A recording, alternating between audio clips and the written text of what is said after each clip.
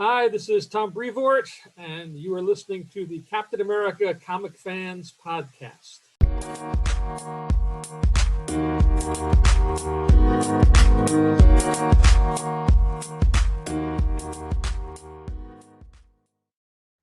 Greetings, Cap fans, and welcome to episode 160 of the Captain America Comic Book Fans Podcast.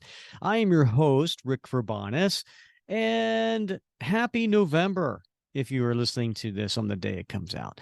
I have this guy here. He's a pretty gosh darn good co-host, and this is the part where I change up the opening and I say hello to him in a different way.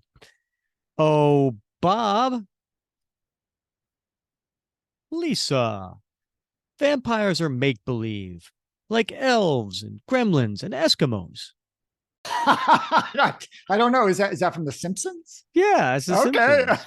That's Homer. Go. Yeah. All right. Go. That was from the Treehouse of Horror 4. Yeah. Anyway, I thought that was funny, the whole Eskimo stuff. Yeah. But anyway, Yeah. So we're talking about vampires today, Bob. And I wanted to bring a little humor into it because it's not a funny story. It's a little solemn. It's a little gruesome. And but I thought I'd start off with just a little humor. Yes, good. We can use that because there's a fair amount of shunking in here. There is. Yeah. Oh, look at you getting your special effects all ready to go. I've been warming up. Yeah. That's awesome. Are you a Simpsons fan? I haven't watched it in years and years, but in my younger years, I watched quite a bit of it. So I know it's hard to believe it's still on, right? I mean, it is. Yeah. I remember in college when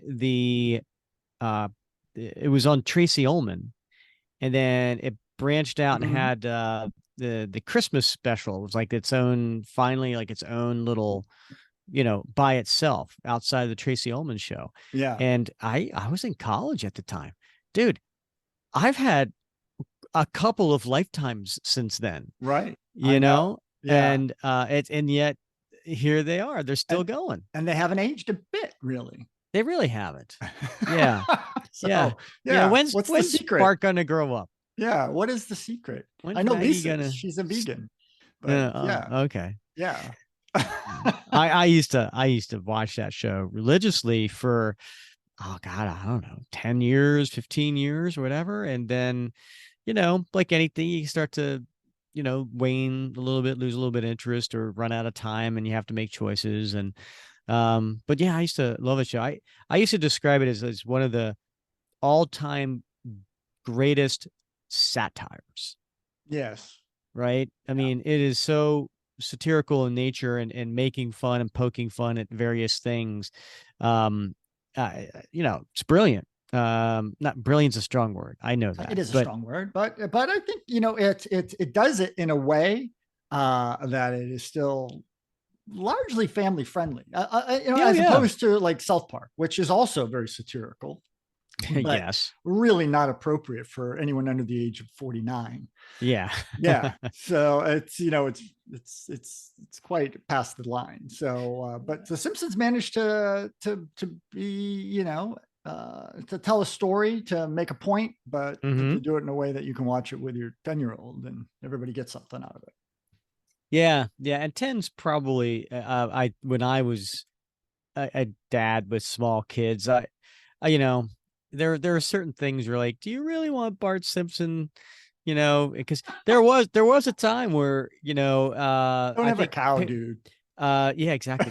I think teachers were complaining that kids were just acting like Bart Simpson in school, and it was just, being totally irrelevant and irreverent is what I meant to say. And yeah, but every parent's gonna be a little different. I always tended to run on the conservative side because I was a communication major. Yes. And ever tell you about the time when I was at the University of Delaware, and there was a Dr. Juliet D was one of my communication professors, and she was great. She absolutely was great. And there was this one time I was sitting in class. It was one of those huge lecture halls. And so, where like she's on a stage and had a table on the, a desk, I should say, or a table or something on the stage, and I'm in the very back. So it's almost like watching a performance, like she's real small, but she all of a sudden stood up on her chair, then stood up on the desk, and then yelled top of her lungs. She said, "If you remember one thing from this class, let it be this: watch TV with your children." And then she got back down. Oh. And it worked. Yeah. I remembered that. I remembered other things from the class too, but that one Right. just really stood out. Yeah. Well, I watched a little TV tonight with my son. What was it? Well, we watched the last episode of Ahsoka. So, yeah, what'd you think? Pretty exciting stuff. Yeah, can't wait for the movie, right? I mean, think- there's so many cliffhangers in the TV series. I think so. Yeah. Yeah, had and that they're discussion building about- something up there. They really are. Yeah. This is a launching pad for something greater, I think. So a whole new generation, maybe, of movies. So Yeah. Did you read the books that these are loosely based on? I did not. I mean, we watched Rebels and Clone Wars and Okay. all those sorts of things, but I never read the books. Yeah, is it Timothy Zahn, I want to say, is the writer, but there was Yeah. like a trio of books, and it was Heir to the Throne, I want to say, and I'm a Star Wars fan. I'm not a Star Wars fanatic. I can't like. I mean, there are people. I'm finding out that there's so many books out there about some of the stuff that this is getting into that I wasn't aware of. Like these other, lack of a better word, religion within the Star Wars, mythos that there's the father, then the son, and the daughter. Yeah, the And Mortis gods, just right? Yeah. yeah, just really Yeah. real interesting stuff. But yeah. What did little Bobby think of it? I think he really enjoyed it. So it's hard for him to sit down and watch something with me. He's got his own sort of preferences and timeline. But when it comes to that, that's one thing he's willing to sit down. And I think we're going to start watching Loki next week. So okay, season 2. So that's another thing. He'll watch those Marvel shows with me for the most part. So cool. Precious time. I hear you. Yeah. I hear you. Yeah, we just my wife and I just watched the first 2 episodes of Loki. Yeah.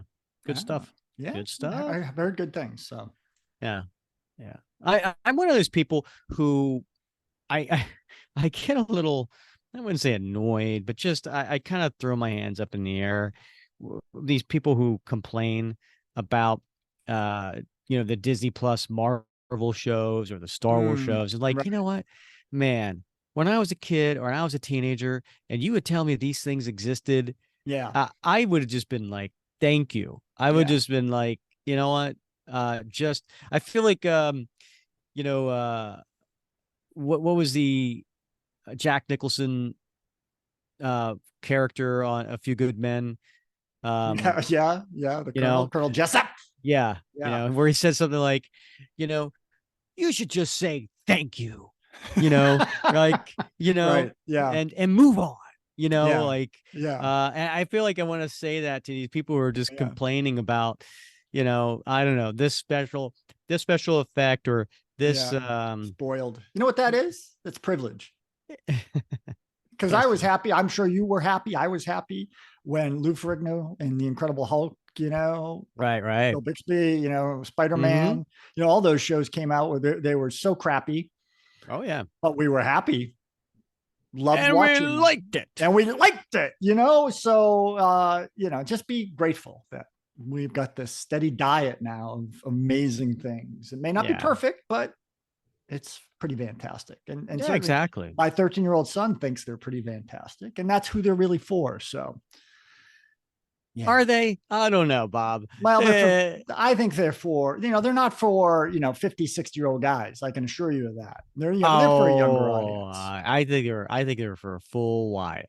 I think they want to cast their net as wide as possible. But I don't think, the 50, 60-year-old guys are really like the top of their priority list for, fan service these days. It's true. On Disney Plus. I just don't. I mean, I'm sure they want their viewership, but we're not the ones they're going after, cultivating a generation of fans. That's why they made Ewoks. That's right. That's right. And those little adorable crab guys.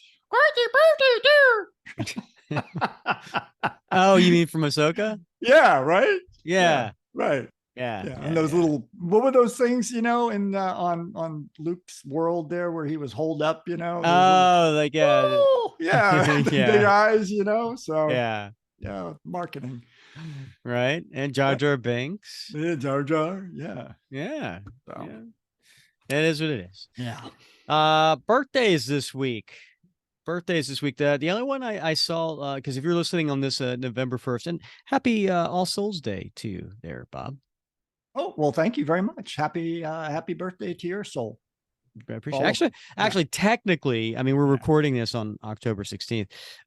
Technically, my birthday was yesterday. And so I had a really nice birthday. I had, I'm a big Eagles fan, and there was a game, late afternoon, 4:25 kickoff versus Jets. And I was like, you know what? I'm going to have my wife, my kids with me, rather than like sit around a TV. And, that's not a whole lot of, it was fun for me, but I don't think it'd be fun for them. I went ahead and I got us 4 tickets to the game because it was in MetLife Stadium in New York. It's about an hour away. Right? Yeah. Yeah. And, I was dreading the weather all week because it looked like it was going to be pouring. And sure enough, weather turned out great. It was a beautiful day for tailgating. We got there a few hours early. We set up in this place. We got table and chairs. We got this little portable grill. You would have loved it. We made some Impossible burgers, and then we brought our cornhole. And we were playing cornhole. We have music going, making friends all around us, even Jets fans. And then we went to the game, and at the very end, the Eagles blew it.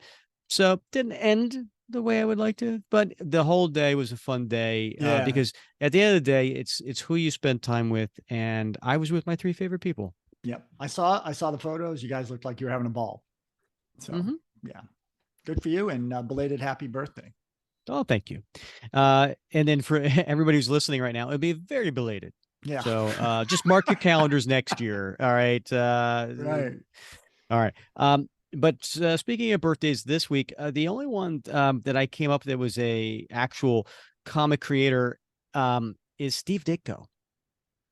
Steve Ditko, his birthday is November 2nd, and he was most famous for Amazing Spider-Man, right? He did like the first 3 years of the Amazing Spider-Man series with Stan Lee, and that's probably what he's most famous for. But he did actually do he never did a Captain America comic, but he did a couple of Avengers annuals in the mid 80s. So he did Avengers Annual 13. Interesting. He did the pencils. John Byrne inked him. And so it's a very interesting art. You could definitely see John Byrne's style on that. And then 2 years later in 86, Avengers Annual 15, he did the pencils, and Klaus Janson inked him. Okay. And you can definitely see a difference there. Yeah. I mean, if you were to take the art and looked at these 2 annuals side by side, completely different looking art, and it's obviously because of the inker. Yeah, interesting. So just celebrating Steve Ditko. Celebrate good times. Come on. That's it for me, man. One of my favorite songs, man. Is it really? Yeah, I love that. It always makes me happy. Oh, you know what? You would have my weddings. Yeah. I made a list of songs to play, a list of songs not to play. Yeah. And I think Celebrate made it on the list of not to play. Oh no. You know what's another song? I realized it today. It's, as far as I'm concerned, it should be on the top 10 songs of all time for just joyful energy. Is this the wreck of Ella Fitzgerald again? That's not. No, it's it's Raining Men by the Weathergirls. I know you probably haven't heard that song for a long time, but I've been hearing it a lot on the radio. Oh, thank you. I cranked that bad boy up, and I'm like, This is a fun song. I think it was like 78 or 79. When it was later than that, dude. I don't know. I think it was on 70s.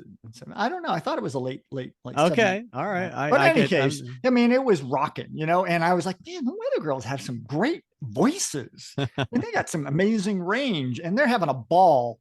I remember the video. So maybe it was late, maybe it was early 80s. But man, what a great song. I mean, every time I'm toe tapping, driving my car, I'm like volumes up to 11, and I'm loving that song. So 1982. All right. 82. Yeah. Yeah. Great.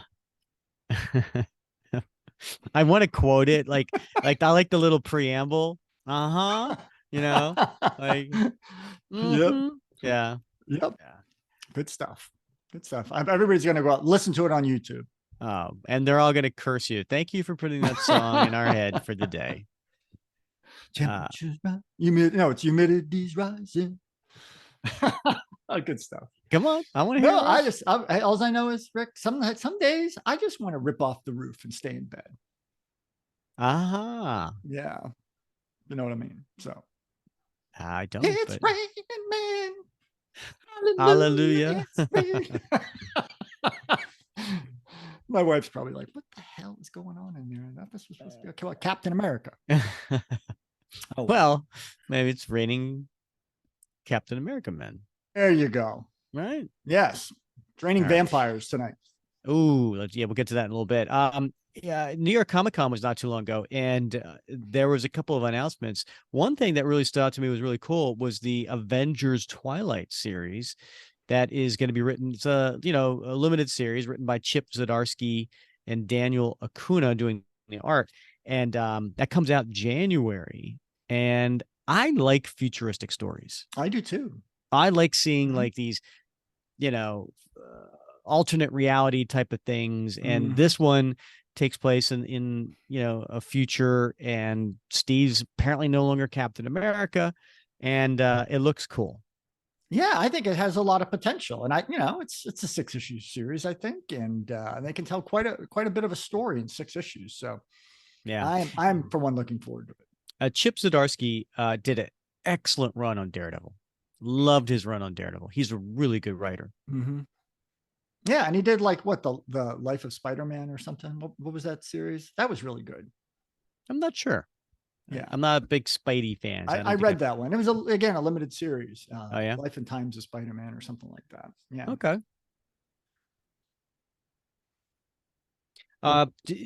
For Halloween, Bob, I know we can't talk about Halloween because it didn't happen yet. But I want to get a story from you when you finally get to. But let's pretend Halloween happened last night because it's November 1st. All right. Right.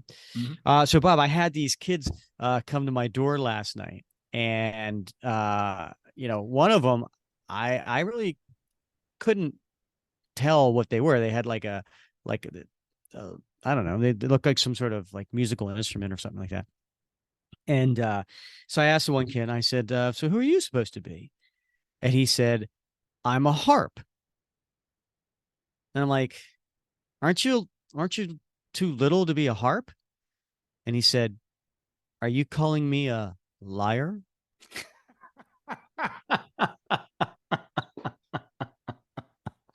Oh my goodness, Rick. Where did you get that one? Believe it or not, church. Believe it or not, church. My pastor had said that one. Oh, it's a pastor joke. There's only one thing worse than a dad joke, and that's a pastor joke. He had another one. Because it fit in with his homily about dressing up for wedding and all that. And he said, what, and you probably know the answer to this one. What is the difference between a poorly dressed man on a unicycle and a well-dressed man on a bicycle? What is the difference? A tire.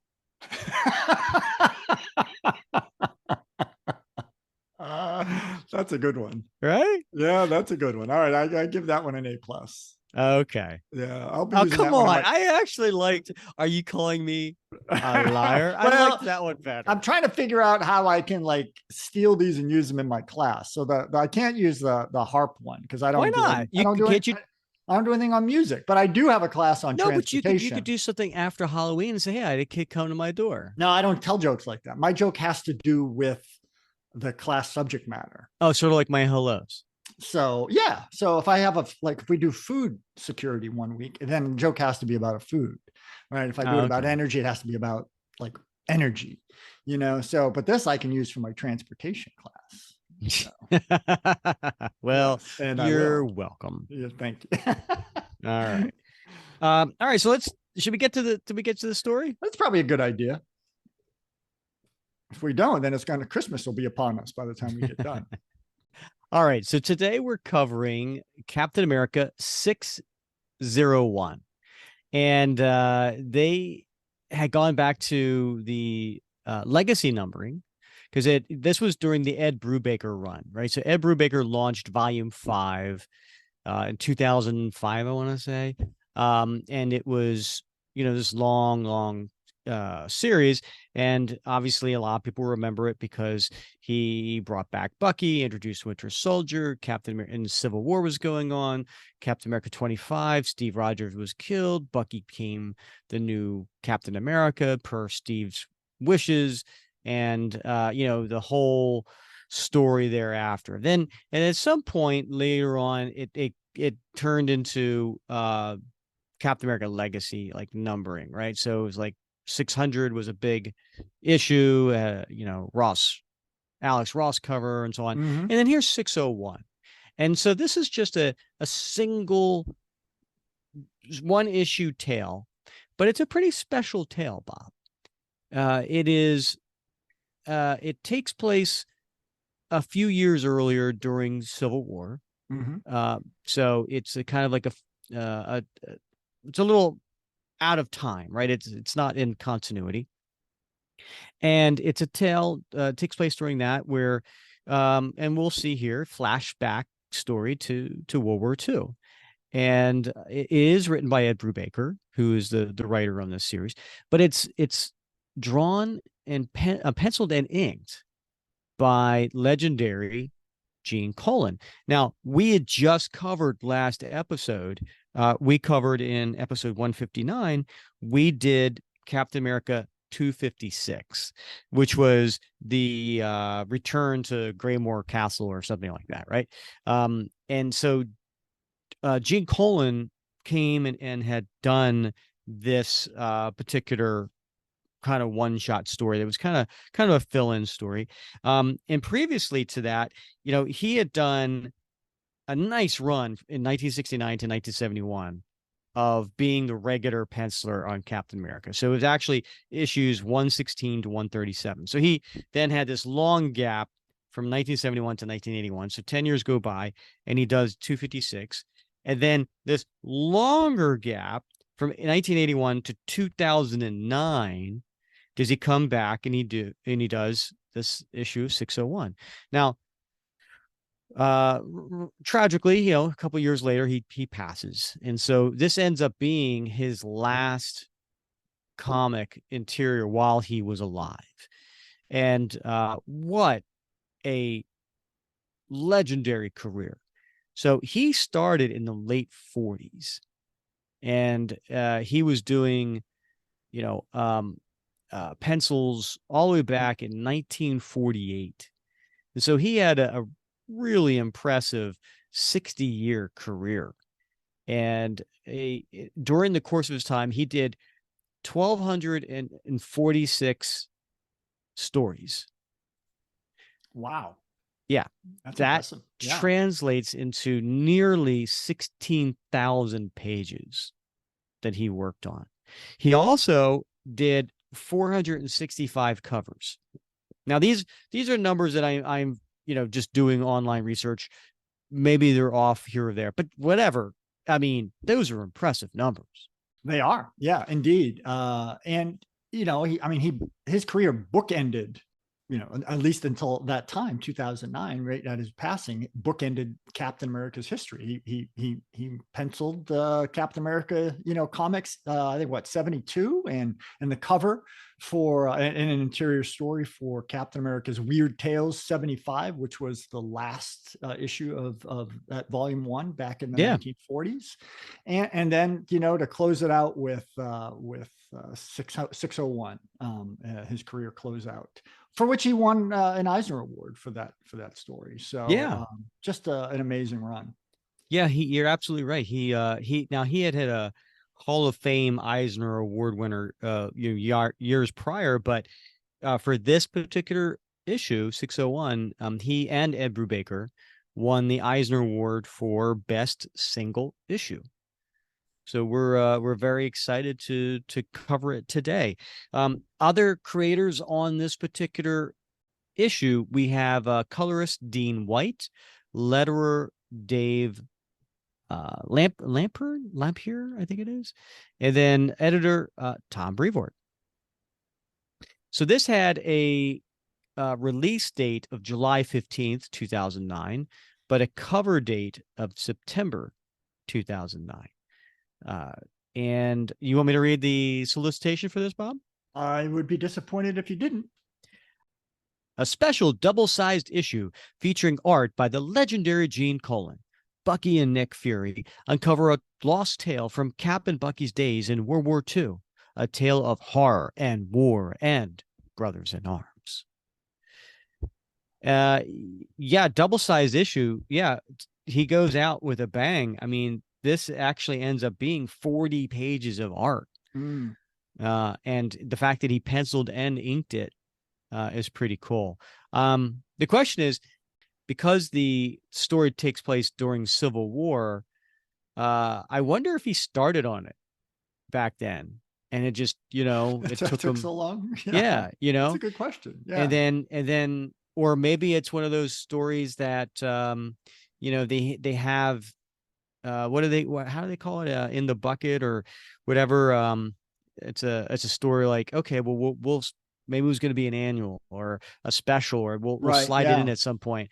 But Ed Brubaker's series was so intertwined, right? Like it was been hard to kind of interrupt it with this. Yeah.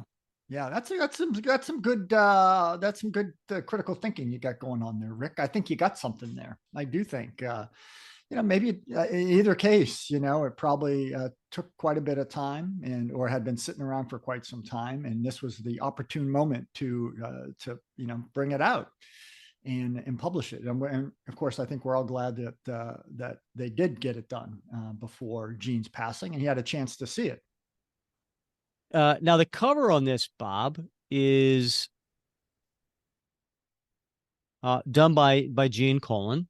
And then I think colors are by Dean White, which is interesting. Usually colors don't get credited on covers, but do you want to describe it to the listeners? Sure. Yeah. So it's a pretty interesting action, shot here. In the background, we see combat going on. We see the rolling hills of what we can assume is someplace in Northern Europe. And there's explosions going off, perhaps artillery or mortar shells, going off. We see wounded soldiers on the ground. We see soldiers up and running. One in particular is carrying an ammo can. Way up in the sky, we see a German Messerschmitt, bomber. Maybe he's the source of those explosions on the ground. But in the foreground, we see Cap, and he's kneeling on the ground and cradling a wounded soldier in his arms, with a great look of concern. So the soldier appears to be mortally wounded, and we don't know what the cause of that was. Maybe it was the warfare going on, or maybe it was something else indeed. So I suspect we'll find out in the interior pages.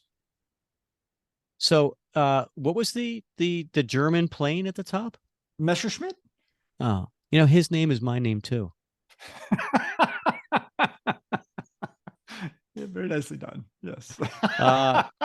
Also at the top, Bob, it does have it points out above the the title dress of Captain Yeah. America, which is using, by the way, the old 40s logo, which they brought back in the 80s.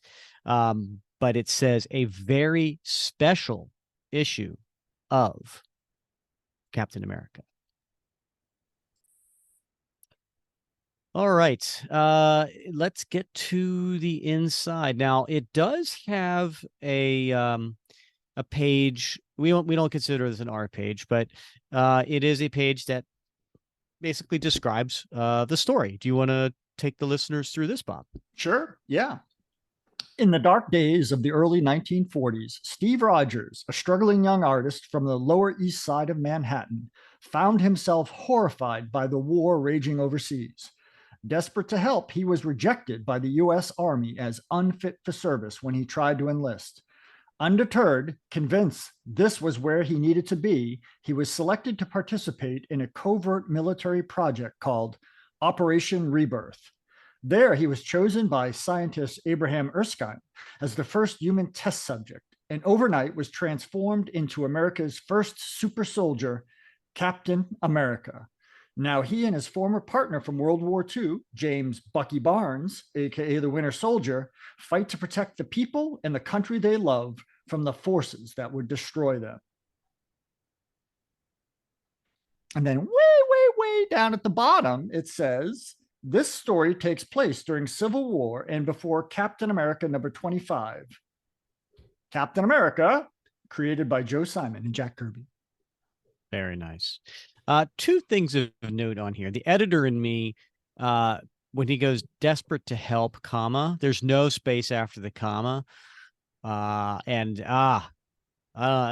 just like, just a little alarm goes off when I see stuff like that. I'm like, come on. Anyway, and then the other thing is, it says now as the first human test subject. Now, this story came out 7 years after the miniseries The Truth.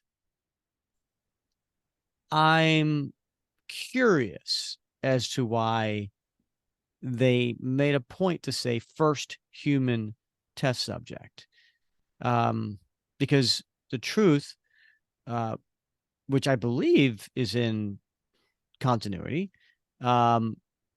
basically says, well, no, Steve wasn't the first. They experimented on a bunch of African Americans first to make sure they got it right, and then they gave it to Steve Rogers. Really? I don't recall that. Wasn't it the whole plot of The Truth? I don't think that was, I don't think. I think some people have made that conclusion, but I don't think that was the case, because I think those occurred in an effort to try to reproduce the super soldier serum that died with Erskine. Wasn't it? It's based in real life. Was it Tuscany Project? The Tuskegee experiments. Yeah, that's right. The Tuskegee experiments. Yes. Okay. I could be wrong. I thought. I mean, we do see them reading Captain America comics in the field. In the field later. Yeah. Yeah. Wasn't when they were getting tested on. No, I mean, I don't know what that time frame was, but I do remember there was a lot of controversy, even when the Falcon and the Winter Soldier came out, because it has Isaiah portrayed in that about, did this happen before Cap or after Cap? And I think that was definitively cleared up by somebody or other. I think it might have been me, but but I do think it was an effort to reproduce the serum, one of many efforts to try to reproduce that, and they experimented because they didn't quite have it. Yeah, I seem to recall that, and maybe this isn't canon, maybe it was just conversation, but I seem to recall there was the conversation of, listen, back then in the 40s, were they really going to test things out on white soldiers, or were they going to test things out on black soldiers? Right. Again, based on the whole Tuskegee, I'm getting that spelled sound wrong, but those experiments, that. So I don't know. No, and I think that's a reasonable, leap to make. But I think the creators took some pains to, they didn't want to. I think that's a bridge too far. Okay. To take Steve Rogers out of first place as the first Yeah, guy. see, I think people got upset about that because they wanted Steve to be the first. Yeah, but I do think a lot of people were upset, and I think the creators took pains to like not take that road. Okay. It was bad enough that they experimented, like the Tuskegee experiments on these folks in an effort to simply reproduce the missing components of that serum. Okay. Fair enough. Yeah. I will now move on to the comic. Well, I mean, if you recall, Erskine was not involved in that story. I do recall. Yes. Okay. All right. You realize we're going to get tons of comments. I knew that as soon as the words left my mouth. As soon as the words left my mouth, I was like, I'm opening myself up for complete ridicule and then a whole bunch of debate and just guys, just be nice. Right. Yeah. All right. All right. So let's get to the first page here. And it says an undisclosed location. And we see a Nick Fury, classic Nick Fury. I have to probably point that out. And he's in a classic Shield uniform, blue uniform with the kind of the white holster and bandolier around him and all that type of thing. And he's sitting in a large chair and he's watching various screens, large screens. And on the large screens, we see heroes fighting each other. So you see Iron Man versus Captain America. We see Thor versus what they called him, Black Goliath, I think it was, right? Yeah. That's Bill Foster. Yeah. And we see Thor going up against Bill Foster.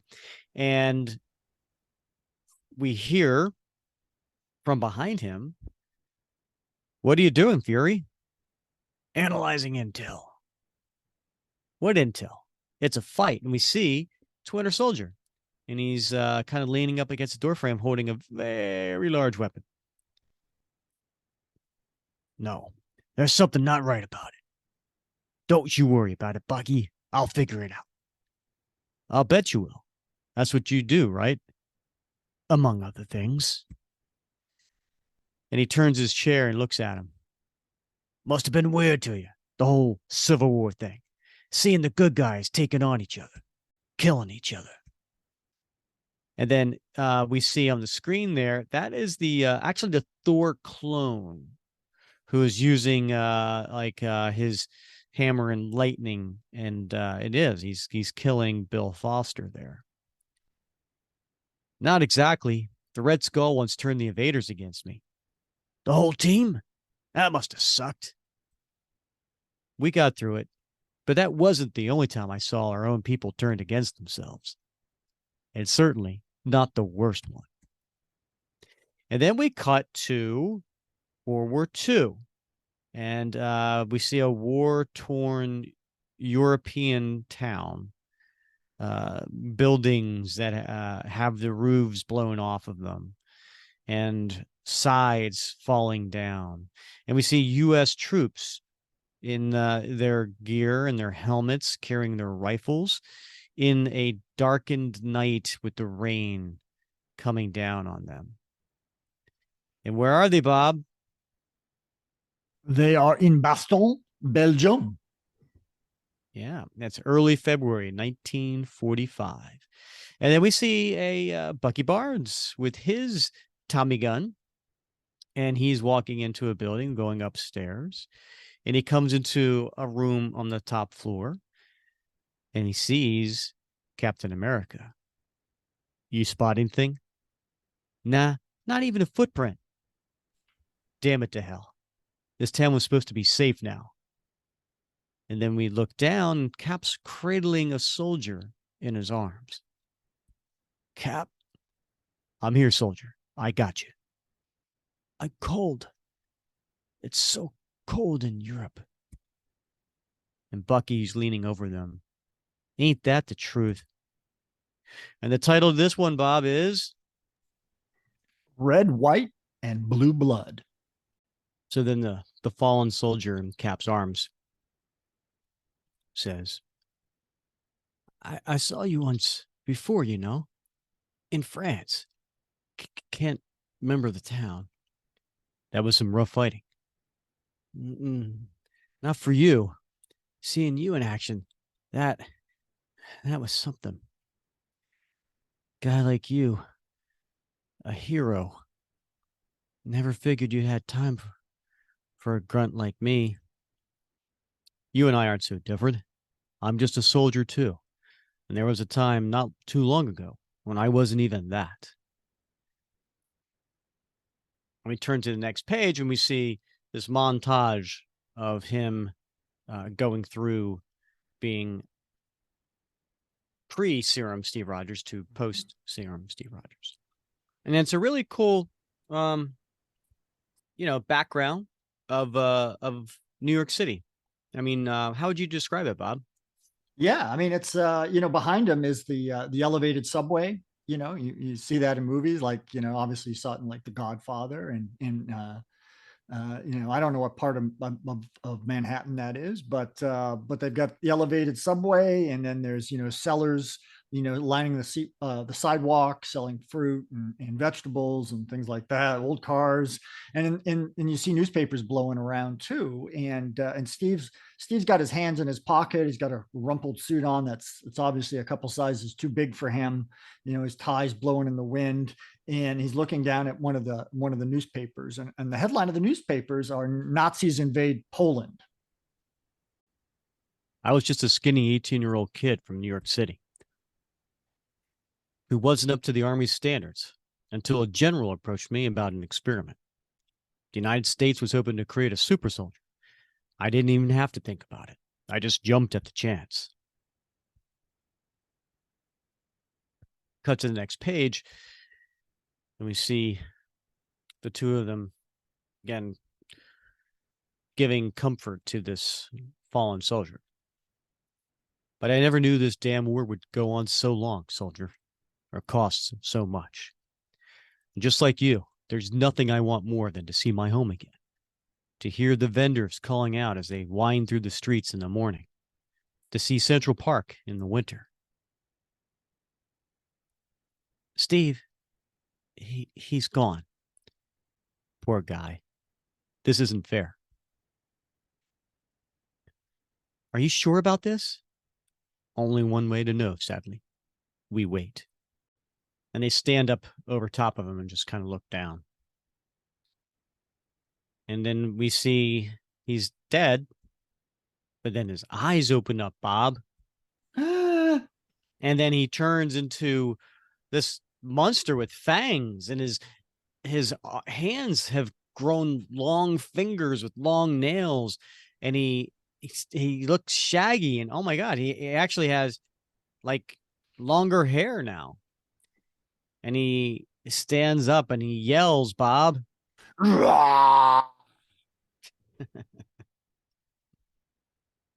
Bucky, now. Got it. And he hits him with the shield, and then Bucky grabs a broken piece of lumber that's pointy, and he stabs it into the torso of this monster. And it makes a noise, Bob. Shoo! And then the monster makes a noise. That was that was not the noise I was expecting. Or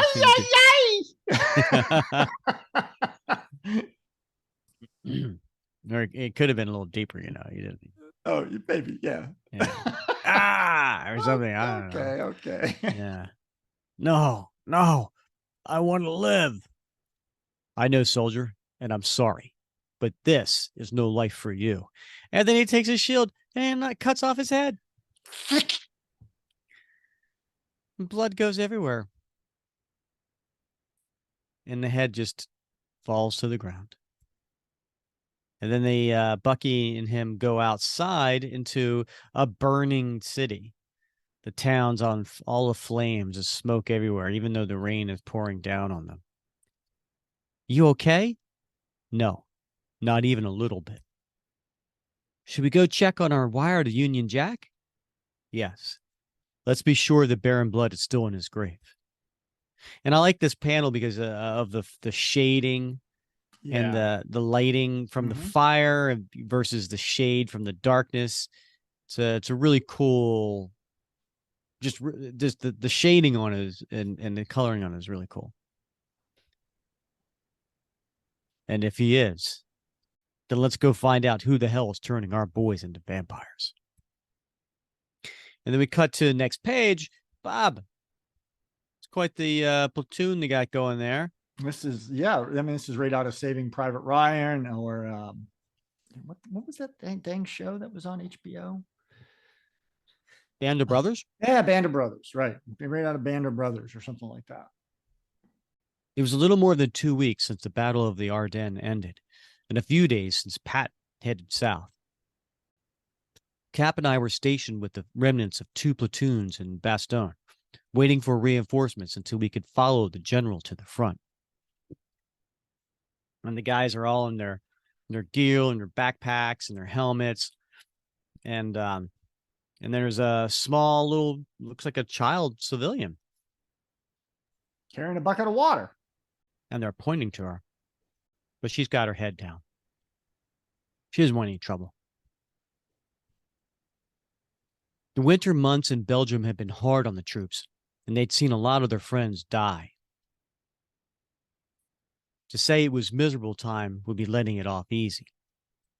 And then we see Cap and Bucky in a tent, a communications tent, and reading a some sort of telegram or something.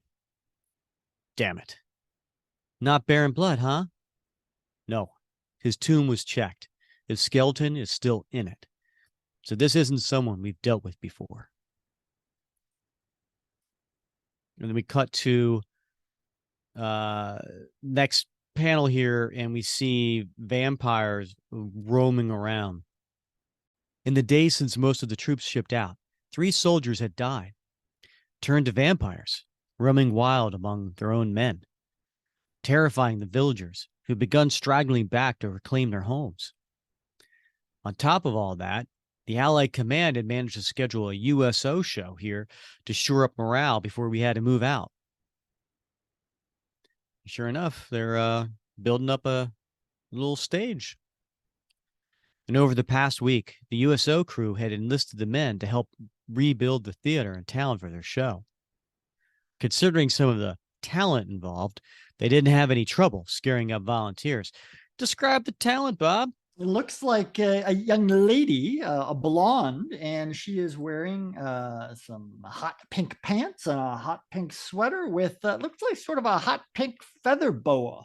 So and she's got dark sunglasses on as well, Rick. So very, very attractive. Just the sort of performer you might expect to see in a USO show during World War II. I think they had like Marlene Dietrich and gosh, who else? Lots of the movie starlets from that time went on tour with the USO to entertain the troops. Interesting, though. She's wearing sunglasses, you pointed out, and it's dark, Bob. Right, exactly. Those Hollywood types. They are just so into themselves. And then somebody had some cameras.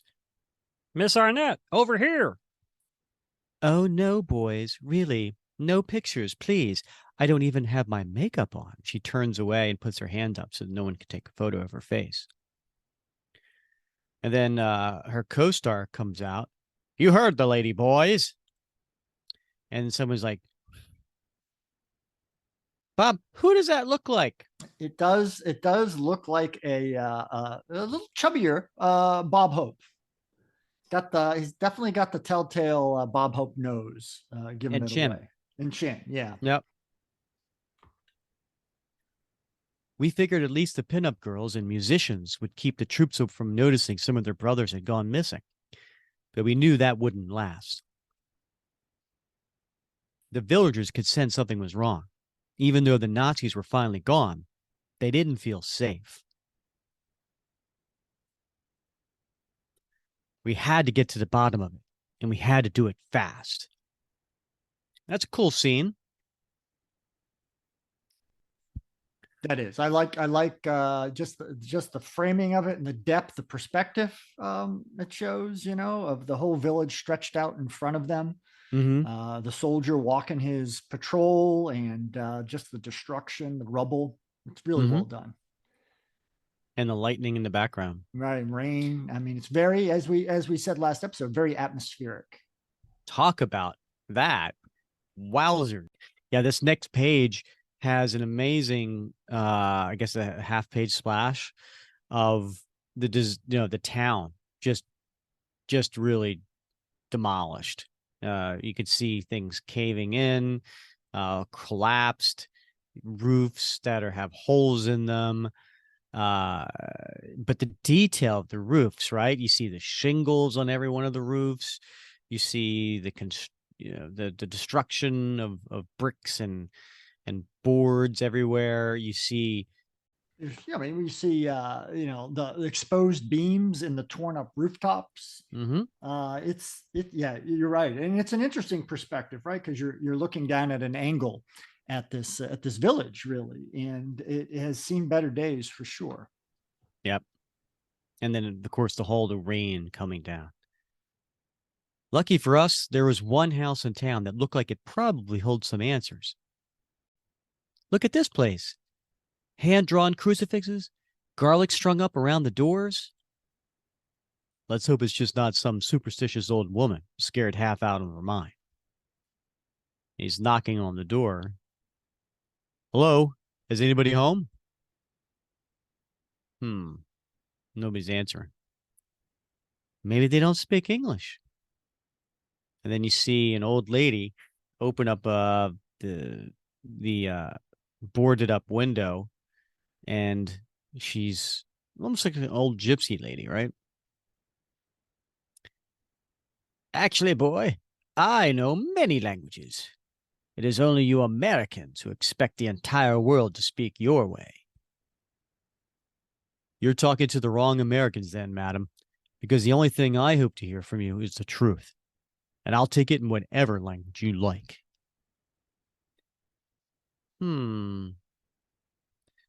So she lets them in. Very well. I am certain that you, at least, are not of the devil's breed that poisons this place. So come in. I'll tell you what truth I know, though sadly it is not much.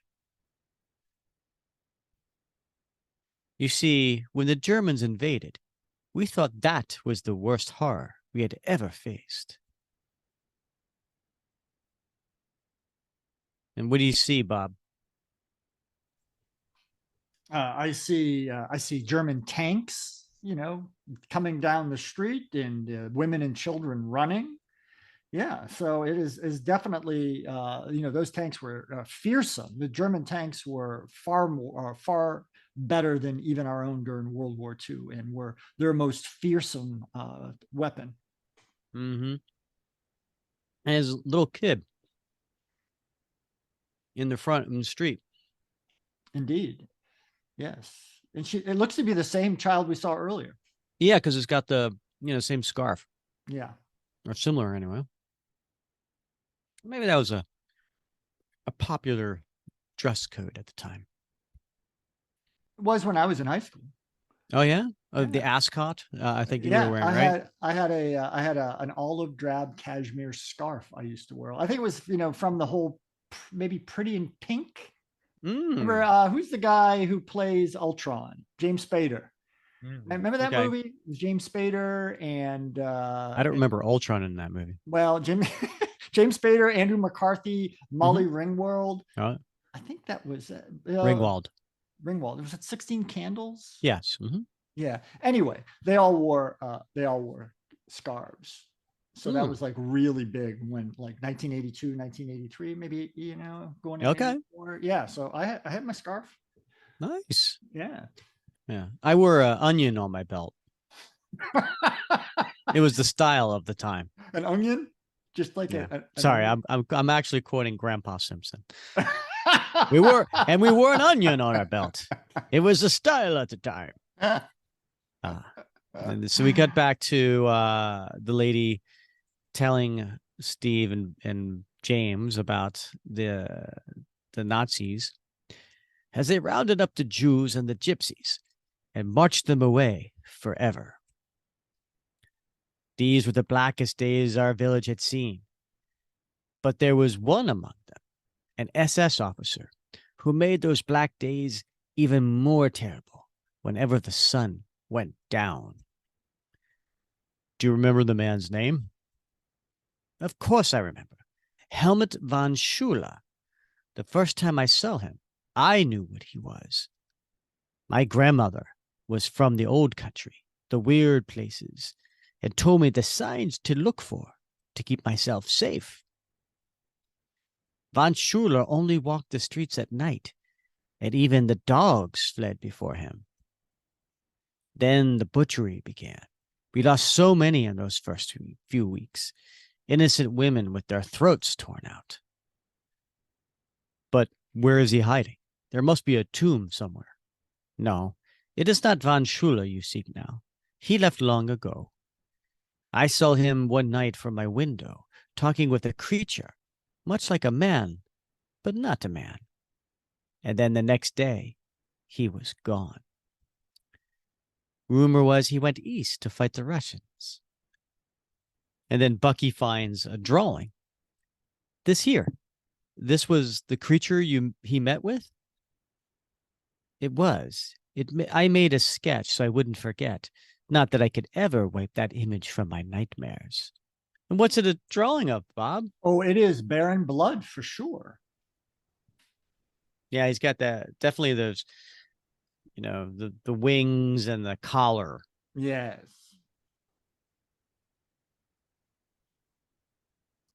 Baron Blood. Blood must have had subjects with Nazi ranks doing his bidding. Yes, but I can tell you, not all of von Schuller's victims stayed buried. So perhaps your answers lie among the dead. But our trip to the cemetery was delayed by a further complication, and there was a loud scream, Bob.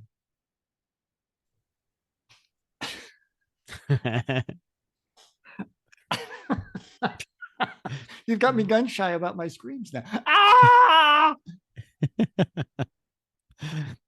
So Bucky and Cap go to the rescue. Help! Somebody help me! And how would you describe that creature that is holding that young girl? Yeah, I mean, it's not like your typical, like we think of a vampire, you think of, like a Bela Lugosi, right? Or a Christopher Lee, a handsome man, white skin, teeth, very attractive. He can attract women and with his eyes, mesmerizing them. But this is like a cross between a vampire and almost like a werewolf. I mean, it's a very aggressively, beast-like face with very large fangs and nostrils and the crazy hair and the red eyes. It's terrifying. It really is terrifying. And I know I've seen them before. Was it like the Lost Boys, maybe? Yeah, very similar to that. Right. Yeah. Yeah. Cap busts in. No, not again. No one else dies tonight. And he throws his shield. And it hits then this next image of the face. Wowzers. Just disgustingly and fierce and scary. And he gives a loud roar, Bob. And the shield ricochets. And then the child is dropped and Bucky's got his rifle. I got him. And fires his rifle, Bob. And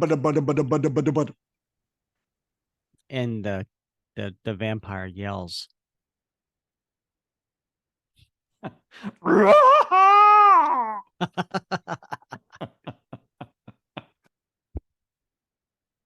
and falls down. And then we see a couple of U.S. soldiers running towards that, and they have the flashlight. Hold your fire! And Steve yells, "No! Who goes there?" And this vampire comes running at one of the soldiers, and Cap's like, "Get back! Stay away from him!" And he goes and he kicks him and then uses the shield and knocks him down. And then the soldier's like, What is that thing? It's wearing Frankie's uniform. Is that Frankie? And Cap takes his shield over his head to come down on it. And he says, "Not anymore." We turn the page, and there's a shield coming down right on the neck. And the head goes flying.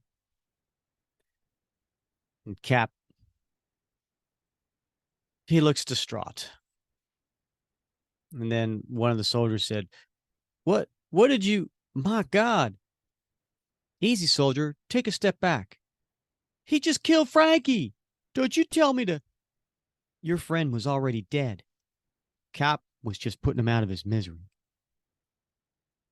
And then there's the dead head, and you can see it's still gruesome. My God, look at him. He's some kind of monster. And so the whole camp went out there with, and so the whole camp found out there were vampires in their midst. All through the next day, you could just feel the tension building in the air. Soldiers keeping their distance from each other and keeping their rifles at the ready. By nightfall, you just knew something would go wrong. And I like this image, Bob. Yeah. Right? It's like I a knew you would. Yeah. tense, Mhm. and they're being, you could see by the lean, strong winds and rain coming down, but there's like this large claw over top of them all in It's a like very smoke. Yeah, right. Yeah. But you're right. It's in the shape of like a clawed hand. right, and gripping them in fear. And we cut to one of the tents, and we see one soldier sitting there, and he's got his rifle, and he hears a noise. Marty, is that you? Marty! And he takes his gun. He just fires at the noise. Blam, blam, blam. Ah! I did it. I freaking got him. And you can see this jarhead sitting there, sweat coming down his bra. Oh, hold on, back up. What? No, he's not a jarhead. He's not a jarhead? This is a soldier. All right, correct me, Bob. Tell me where I got that wrong. Jarheads are Marines. Yeah. So this is the Western Front of Europe, post Battle of the Bulge, Patton's army. These aren't jarheads. These are soldiers. Carry on. Only jarheads are only Marines. Only Marines. Okay. Yeah. I learned something new today. Thank you. Yeah. Yeah. No, it's a common mistake. Yeah. What would you call him then? What would be the nickname for him? Not a jarhead. G.I. Joe. Is that what you Marines called the grunts? Marines are grunts too. Infantry are grunts. Doesn't matter what branch you're in. But what would we call soldiers? I don't know. Sad sacks. Sorry, piece. No, that's not right. No, I don't know. I think, I don't know what the common like G.I. Joe or, All right. Yeah, I don't know. So, but then he realizes that when he got him, he killed his roommate, his bunkmate, and Steve comes in here because of the noise, and he pulls back the little tent door, and he says, "What happened?" Oh God, I shot Marty. And then Bucky goes on to tell his story. You see, most of the time, fear is the deadliest weapon of them all. And these soldiers had reason to be afraid. Good reason. Bob, take the listeners through this page. It's an amazing page. Yeah, it really is. So it's sort of a hodgepodge of things, right? But it symbolizes sort of the mind's eye, right? So we see in the middle, we see Cap, right? And we see his shield, but we see these distorted images of like werewolves and vampires and all manner of monsters, right? And lightning, and everything is sort of swirly and distorted, like the fear does to our minds, right? Because it grips us. And this page sort of like it brings that sort of sense of dread and fear to life for us. Yep, indeed. It's so well crafted. Next page. Cap, what the hell are you doing? We've got soldiers turning on each other, scared out of their minds. So it's time to minimize our potential losses. And then lightning again. This USO show is canceled. The boys aren't going to like that. Tough. We can't have Mary Arnett and Terry Foyle exposed to this. We have to get them to safety before. And then he starts to like bend over and not in pain, but like something's overcoming him. Cap, what's wrong? Something I don't, the horror all around us. I can feel it trying to get into my head like Baron Blood did. Let me see red glowing eyes, Bob. Like someone's reading his mind and trying to do something. Oh God, no. And I think we're already too late. And he goes into the dressing room of Mary. Wait a second. A showgirl who doesn't like mirrors? Oh, Cap, no. I'm afraid so, pal. And then what do we see, Bob? Oh my goodness, Rick. This is not the attractive Mary Arnett that we recall from the early pages of this story. She is now turned into a vampire. So and an ugly one at that. A very unattractive vampire at that, yes. So, I mean, she's wearing a nice flowing pink dress, as we might expect from Mary Arnett, but she's got the big red eyes and sort of her hair is all a swirl, almost like Medusa's snakes. And she's got those long fingernails on her sharp claw-like hands. Yeah, and she got quite the receding hairline too. Like she's old, like she's been around for a while. She has been around. Was that a showgirl comment? No, Rick, I have nothing but the utmost respect for showgirls. Oh my, you boys are early. I was going to breed a whole platoon of horrors to take care of you. And she rushes Steve with her big fangs out. Those aren't fangs, Rick. Oh, I'm sorry. I was looking at the second panel. Oh, okay. Her eyes are hanging out? Because they're bulging. They really are. They're bulging. And she laughs maniacally.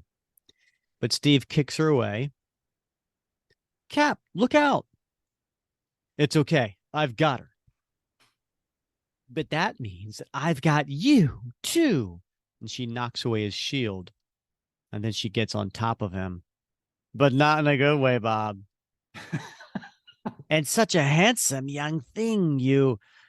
Back off, Lady Dracula. And I don't know what he does here. Because the next thing is the curtains open and like sunlight's coming in, but I don't see him doing that. I don't see him pulling that away. I don't think anybody touched it. I think it was just timing. Okay.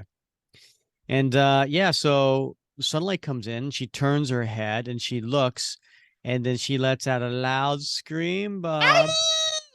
Yeah, now see that one's fine. Yeah, because that was more girl-like. Good job.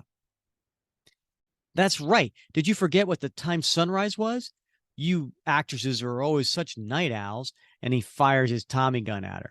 But No!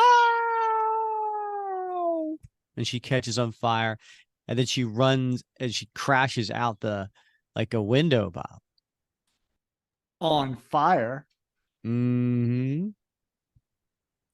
And then she lands and she's on fire.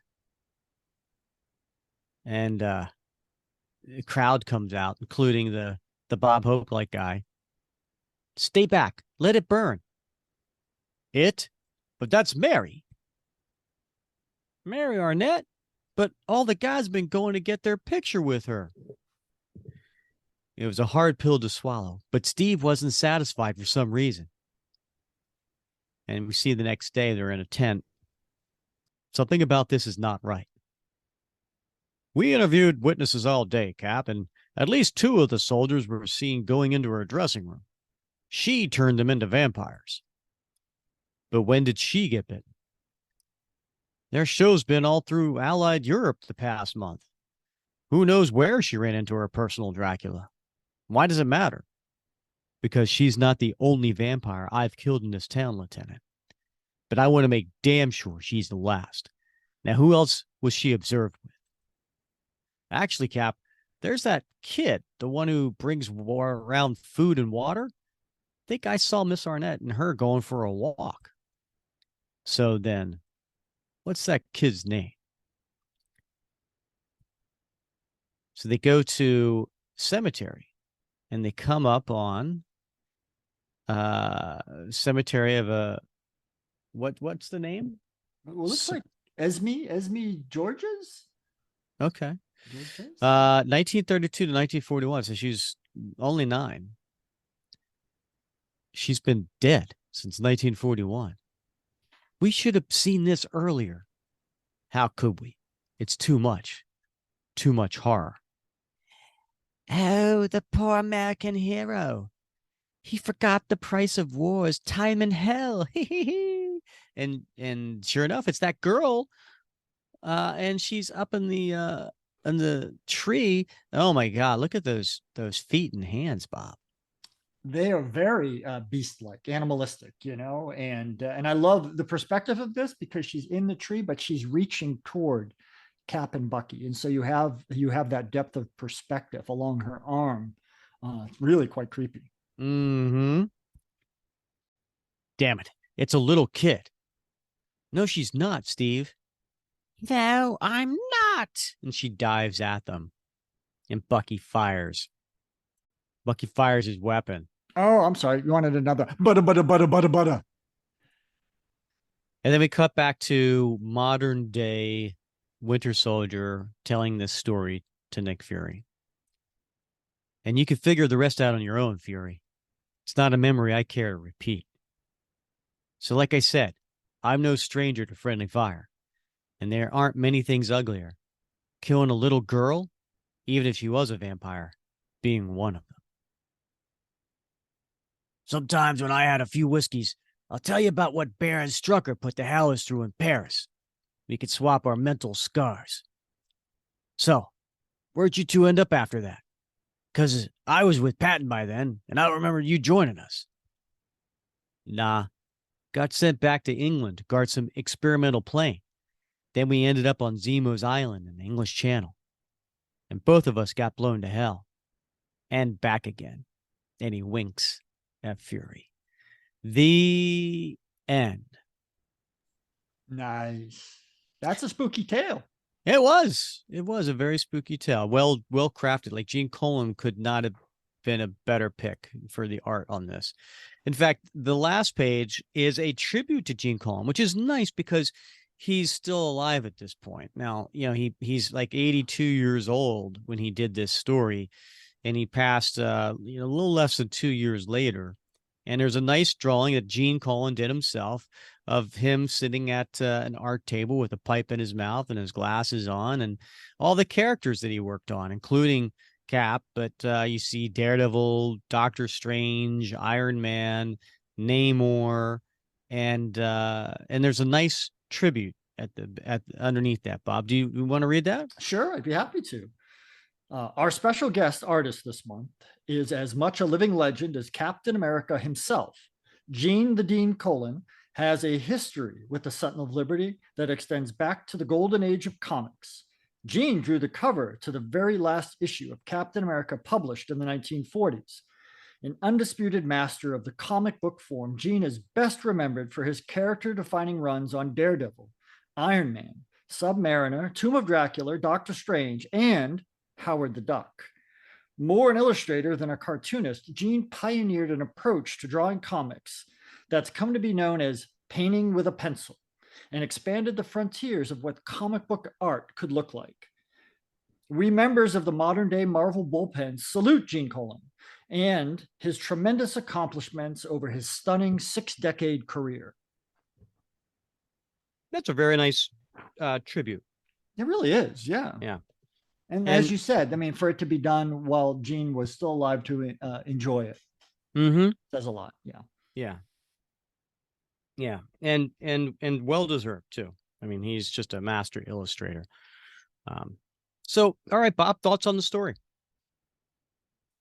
I love this. The art itself, it's not what you typically see in a lot of comics, right? As we talked about in 256 and this, it's a very dark and dreary. It's a very intense, and they said it in that tribute. It's painting with a pencil.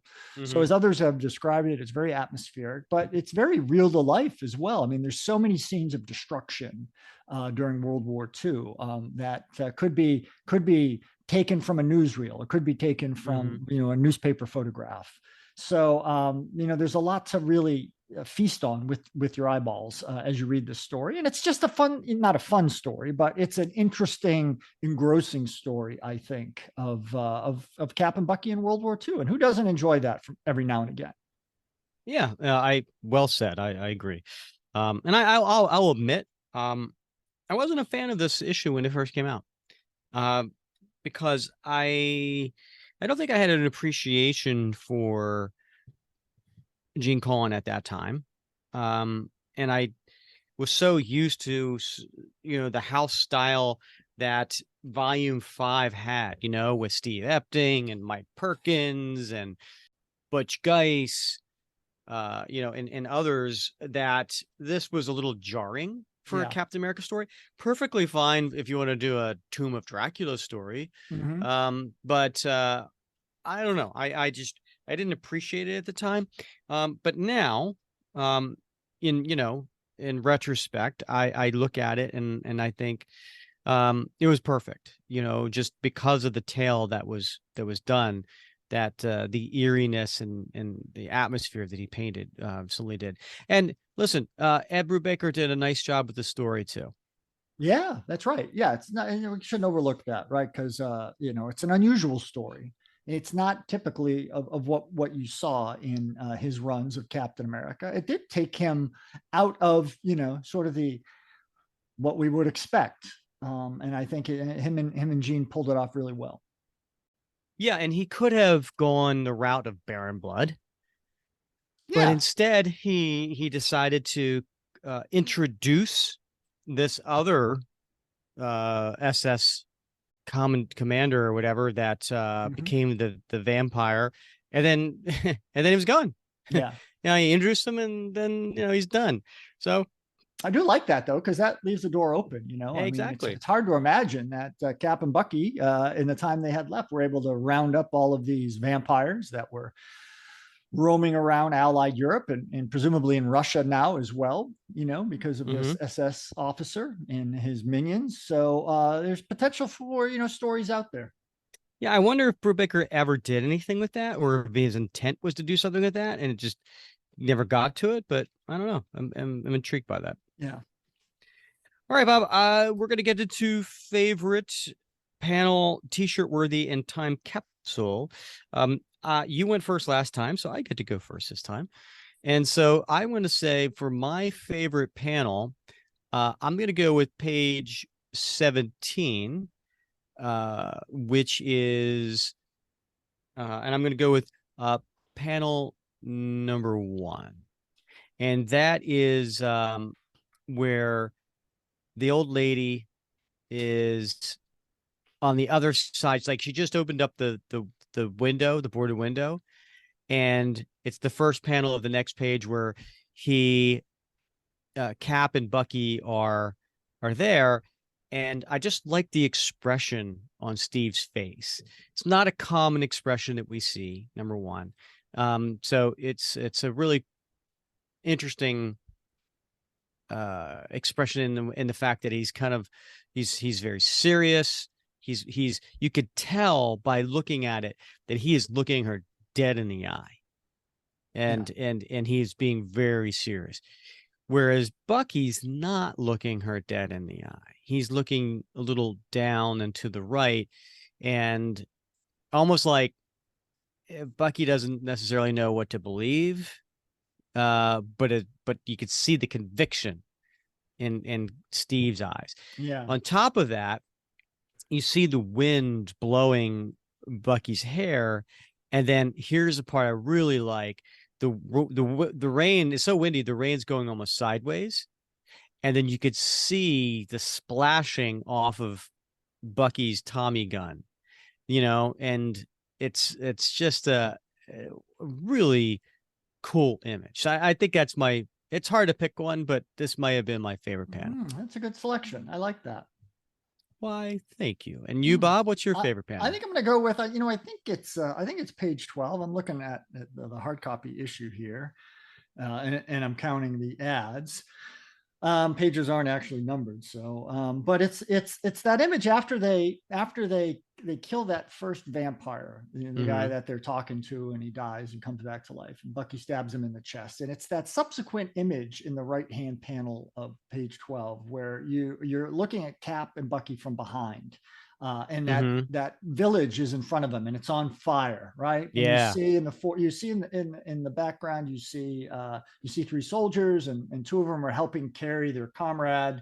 And there's rain, and there's smoke, and there's fire. And Bucky says, "You okay?" And Cap responds, "No, not even a little bit." I love the framing of that. I love the busyness of what's going on around them. And I love that, it's an unusual, because, we often see the profile, or we see Cap and Bucky from the front, but in this case, we see them together from behind as they're walking away from us. And it's just a well-composed panel. Really is.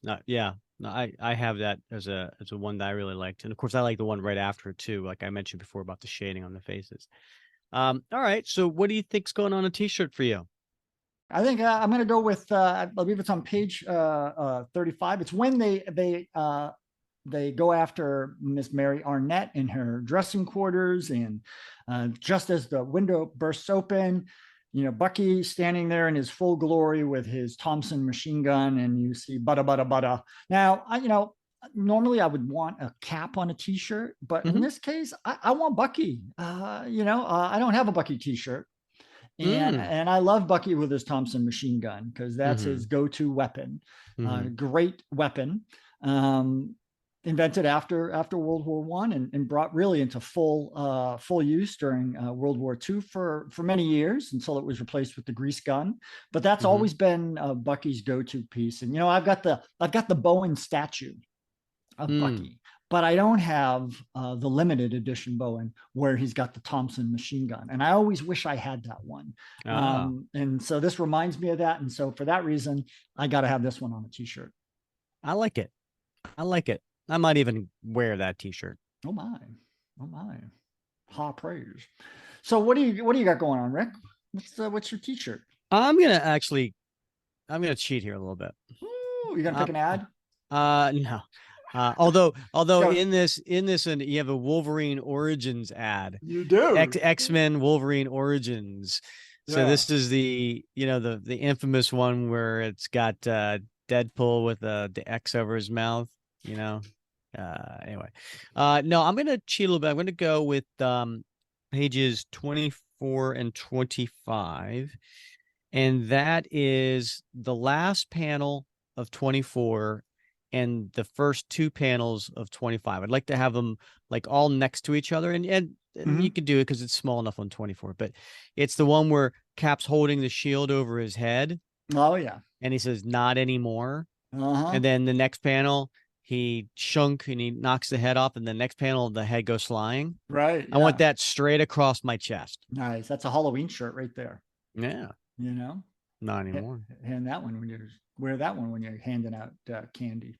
Yeah. All right. So how about your time capsule? You know what? I'm gonna have to go with the page 13, which is where they introduce the stars, and it's an image that looks like Bob Hope. I'm going with that panel. Ooh, I think that fits in a time capsule because one, we got the whole USO going on, and then two, you got these starlets, and then you got Bob Hope. Yeah, right. Ish. Yeah. Yeah. Nice. Nice. What about you? What's going in your time capsule? I'm going to go with, that scene at the end where Cap and Bucky go to basically the headquarters tent to see if they got a message back from Union Jack. I'm going with the tent. And the general purpose tent, the sort of that green canvas tent that they put up, ubiquitous from World War II all the way through the time really that I served. And I spent a lot of time in the general purpose tent, but those have sort of gone by the wayside now, Rick, and they've been replaced by more sophisticated materials.